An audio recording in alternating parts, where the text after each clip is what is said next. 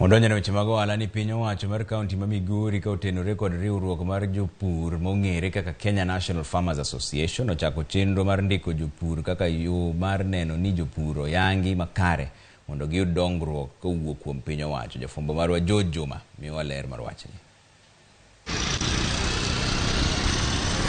Kaonti ma Migori en kaonti ma bende ong'ere kod wechego mag pur mar kothe ma opogore opogore ma oting'o niang', rabuon, ndawa kaachiel kod mamoko. Kata kamano, kuom higni malach, kwan oganda matimo wechego mag pur ok osebedo ka oyangore makare, gino ma bende osemiyo jopur ok osebedo ka yudo kony mowinjore kawuok kuom piny owacho.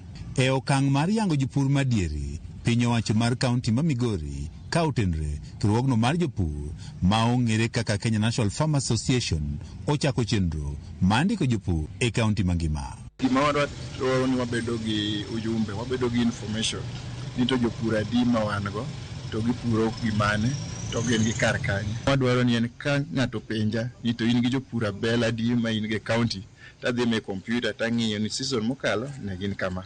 Ka chich ni gidhi change, tachaka oro man ofisa na ndo gung'iya ni to ji adi momedore kata ji adi mowe pur bel. E bwo chenroni, ikawo nonro mar jopur ma oting'o kothe ma gipidho, jamni ma gipidho, kuonde ma gido chiro kod mamoko. Gimomiyo watemo timo gini ni mondo omiwa yo mayot mar budgeting. Kata ka koro wadwa tero jomiluongo ni extension officers, staff wa manie field makonyowa reach out to farmers, to wang'eyo ni kidhi Nyatike to magi e major crops kata magi gik ma jopur watimo. So the registration will help us put farmers into different categories. We work with the county government of Migori to make sure that every sub-county will fit a specific crop. Migawo mar pur e kaonti ma Migori yango ni bed nonro mar jopur ok osebedo malong'o osekelo pek ne piny owacho e chiwo kony ma owinjore. Nitie registration manotim machon mar fertilizer, though ni ka sirikal manodonjo nowacho ni mondo watiyo gi mano. Registration mar fertilizer specifically itiyo gi data ma sani jomodhi ka chief to register mane matiyo sani. Chenro ni mandiko jopur matime sub-counties aboro duto e kaonti ma Migori bende igeno ne dhi konyo piny owacho mar kaonti e tudo jopur kod chiro mowinjore.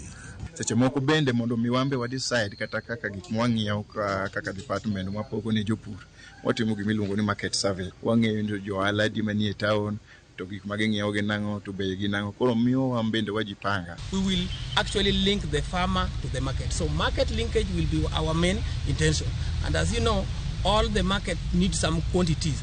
Chenro ni obire kinde ma jopur kod jopith jamni e kaonti ma Migori osebedo ka ywak ni kony ma ichiwo kod piny owacho osebedo mana kadhi ne jogo ma ok jopur madieri, nikech jopur madieri ok oseyang makare e kaonti ni.